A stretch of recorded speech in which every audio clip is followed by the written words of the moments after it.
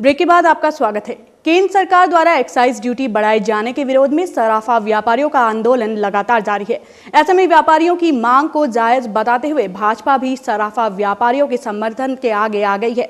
भाजपा शासनकाल में संसदीय कार्य मंत्री रहे प्रकाश पंत ने सराफा व्यापारियों की मांग को जायज बताया है।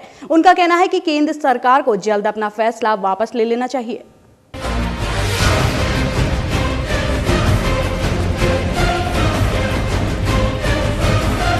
एक कहावत है, 9 की लकड़ी 90 खर्च।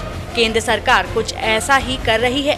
एक्साइज ड्यूटी में इजाफा कर साल भर में राज्य से 108 करोड़ का राजस्व कमाने की गणित लगा रही सरकार अब तक ज्वेलर्स की हड़ताल के चलते 900 करोड़ रुपए से कई ज्यादा कमा चुकी है। आपको बता दें कि ज्वेलर्स की हड़ताल के चलते हर दिन तकरीबन 45 करोड़ रुपए से अधिक के राजस्व का नुकसान हो रहा है। केंद्र सरकार द्वारा एक्साइज ड्यूटी बढ़ाए जाने के विरोध में देश के साथ प्रदेश भर के सराफा व्यापारियों का आंदोलन लगातार जारी है। साथ ही व्यापारियों का कहना है कि यदि केंद्र सरकार ने उनकी मांगों की ओर ध्यान नहीं दिया तो वे आने वाले समय में भी अपनी दुकानें बंद कर आंदोलन जारी रखेंगे। मैं पहले ही गोल्ड कंट्रोल का मारा हुआ इंसान। इस देहात में सबसे ज़्यादा दुकान चलने वाली मेरी थी, सबसे ज़्यादा सोने का काम मेरा होता। मेरे पिताजी, मेरे ताऊ जी, मेरे चाचा जी सभी। लेकिन गोल्ड कंट्रोल लागू होने के बाद उस गोल्ड कंट्रोल ने आज मेरे को कारीगर की श्रेणी में लाके खड़ा कर।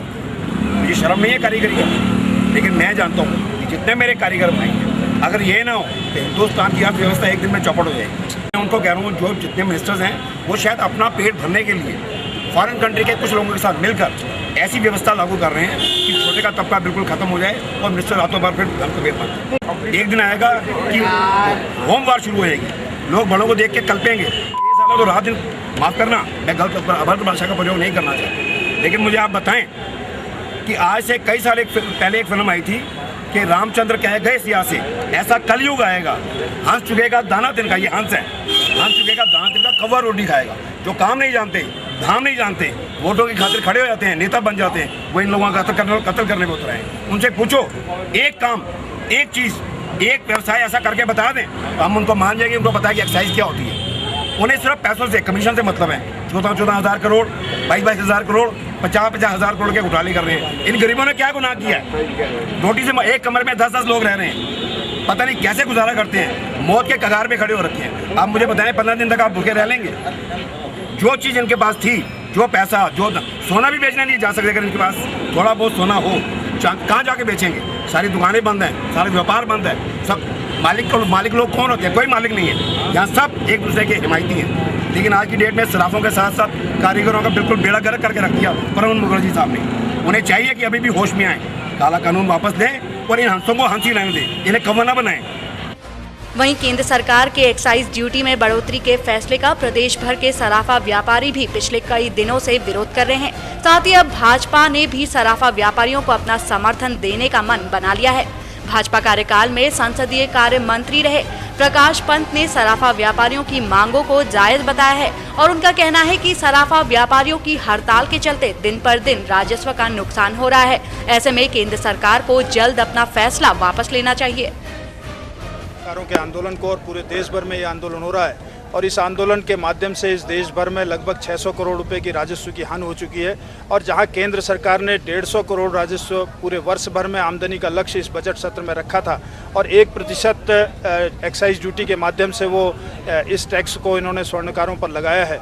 और ये गैर ब्रांडेड जो स्वर्ण है उस पर ये टैक्स लगाने की बात कही गई है, जबकि इसके माध्यम से अपरोक्ष रूप से 6% टैक्स आम उपभोक्ता तक पड़ेगा। हम इसका पुरजोर विरोध करते हैं और केंद्र सरकार से ये अनुरोध करते हैं कि इस टैक्स को वापस लिया जाए और स्वर्णकारों के ऊपर जो जिस तरह से इंस्पेक्टर राज लगाने की केंद्र सरकार की साजिश है, उस साजिश को समाप्त किया जाए। इसीलिए हम इस आंदोलन को समर्थन देने के लिए उपस्थित हैं। एक्साइज ड्यूटी में बढ़ोतरी के फैसले का पिछले कई दिनों से सराफा व्यापारी लगातार अपनी दुकानें बंद कर विरोध कर रहे हैं। ऐसे में इस हड़ताल के चलते दुकानों के कारीगरों को भी कई समस्याओं से दो चार होना पड़ रहा है। कारीगरों का कहना है कि पिछले कई दिनों से चल रही व्यापारियों की हड़ताल के चलते उनके आगे भूखमरी का संकट आ गया है। उन्हें अपने परिवार का गुजर बसर करने में कई परेशानियां हो रही हैं। वे दूसरा काम तलाशने को मजबूर हो गए हैं। चाहते हैं कि हमारे जितने कारीगर भाई है वो अनपढ़ है, पढ़े लिखे इतने हैं, उनके पास इतना वो नहीं है कि वो कॉपी मेंटेनेंस कर सकें। काम कैसे करेंगे, काम संभालें या कॉपी संभालेंगे? चल रहा है इधर उधर से पैसे इकट्ठे करके खा रहे लोग, पैसे है ही नहीं उनके पास।